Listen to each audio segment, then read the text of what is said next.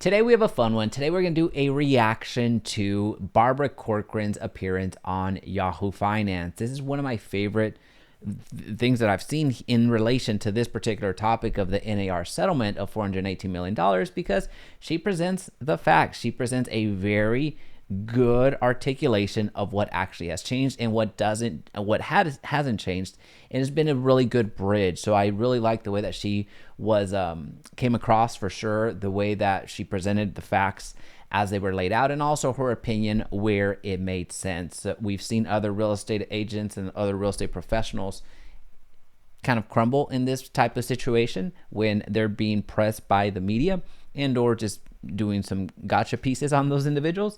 But that's a story for another day. So we're going to react to the video and see what Barbara has to say. Had a lot of really good points. So I'm excited about this one to check it out. Now, let me do one thing.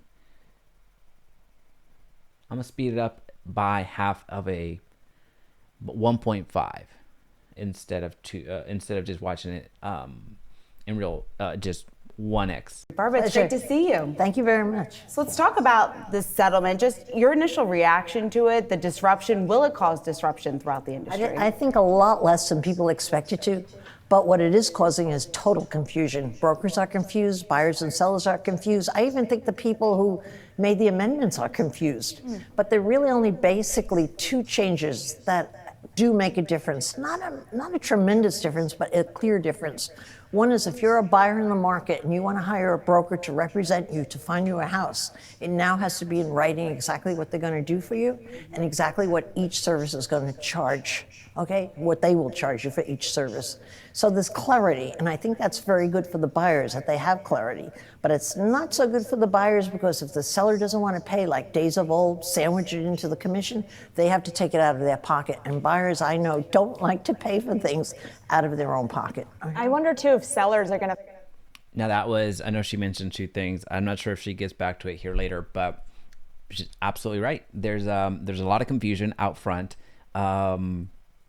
and then goes into how this would be affected. She doesn't get into the MLS and all that other stuff. This is just basically having a front facing to where the consumer can actually understand what is happening. The consumer doesn't care, doesn't necessarily know on the things that have changed from an MLS perspective on what we do in terms of being able to offer unilateral compensation or compensation across the board through the MLS.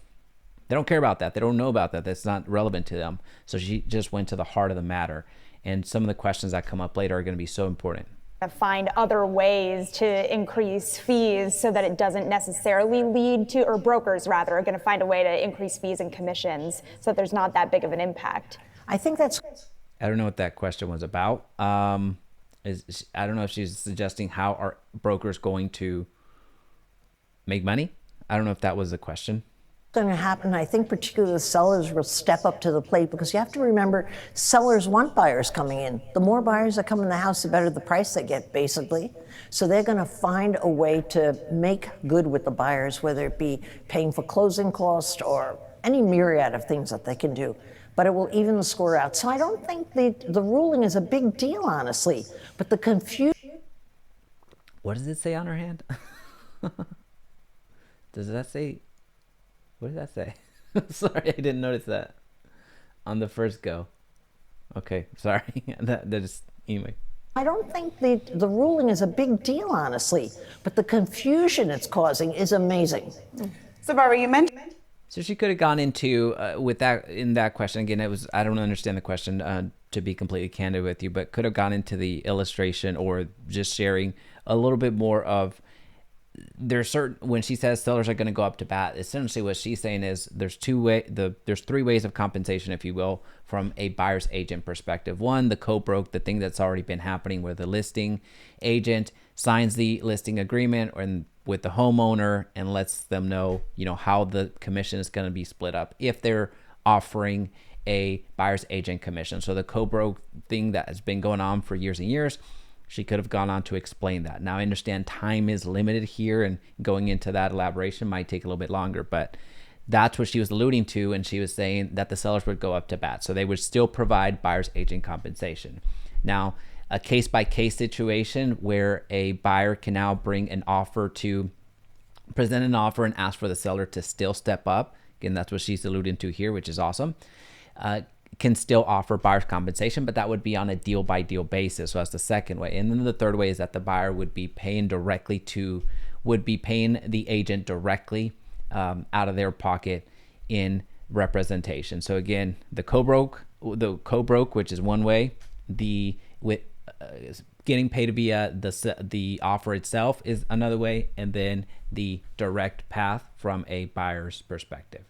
You mentioned confusion, and I think a lot of people are confused, me included, about what this is going to do to the price of homes, right? Because you have the argument out there that if you're not paying for a fee here, an agent fee, then it makes more sense for the home seller. Maybe they could list their home a little bit more. Maybe they'll list it less because they're not having to deal with those fees. Then you also have the other side of the argument where this could actually attract more people into potentially buying a home and get them off the sidelines here. Such great questions, because this was actually what was argued in the courts. This was the attorneys from the plaintiff side trying to win the court of public opinion. The prices are going to come down because it's greedy real estate agents that drove them up in the first place. And also, now more buyers are going to be able to purchase because they don't have this ongoing debt or overbearing debt of paying these agents, because again, they're greedy and all that stuff. So that's essentially what she's saying. Our price is going to come down, and also are more buyers going to be able to afford homes now because they don't have to pay these just incredible fees. Such good questions, and Barbara does so good.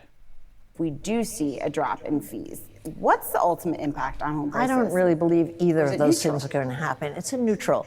Think of yourself. If you're selling your home, and let's say you save 3% with the new ruling and say, I don't want to pay the buyer's broker the extra 3%.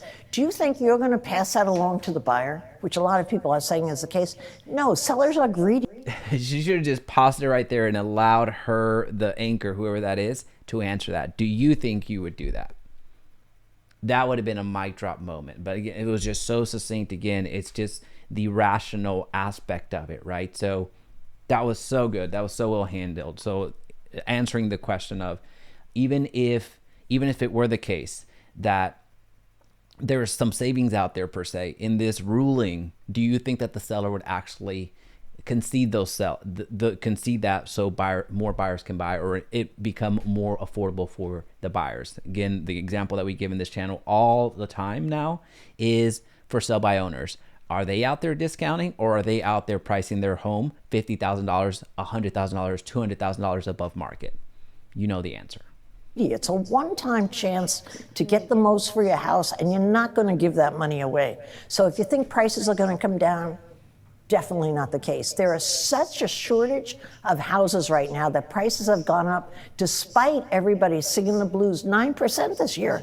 6% this year. How did that happen? It happened simply because of supply and demand. There's a lot of buyers and not enough houses to fit. So she goes on to broach a much bigger issue, the supply issues, right? And then she'll continue going, but that's a much bigger issue than what we're talking about here. So when you're talking about home prices coming down, or buyers not having to pay as much out of pocket, and or just be more expensive for buyers altogether, she does a really good job of handling that. To be available, and that's what rules the market. Do you see prices continuing that move to the upside? I think the prices are going to go through the roof, especially if interest rates come down another point by year end. I think everybody and their mother and their in-laws is going to come out looking for a new house. And the competition is going to be so fierce that house prices will have to go up. So when should people be buying? Right now. But that's always my mantra. Always the best time to buy.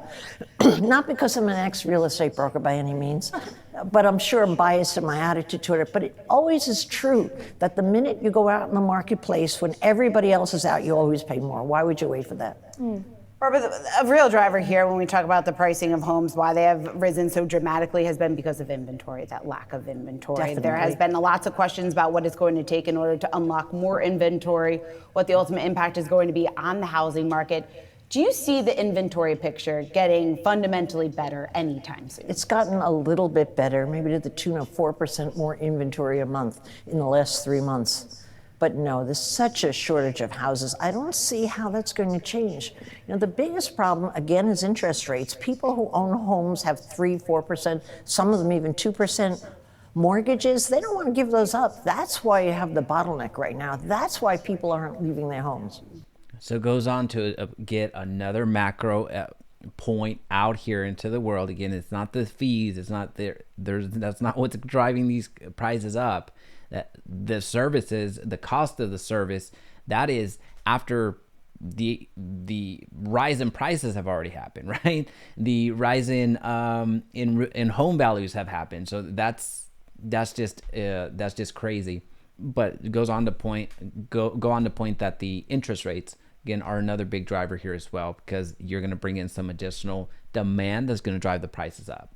Is it still true that you can buy the house and then date the rate and you can refinance? Is that true in kind of a higher for longer environment?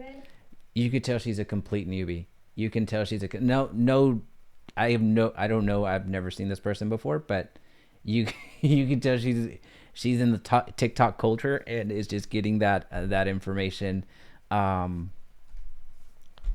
Yeah. And I like Barbara's answer too. You can, but it makes people feel good more than it makes a difference. Okay. Okay. Just so good.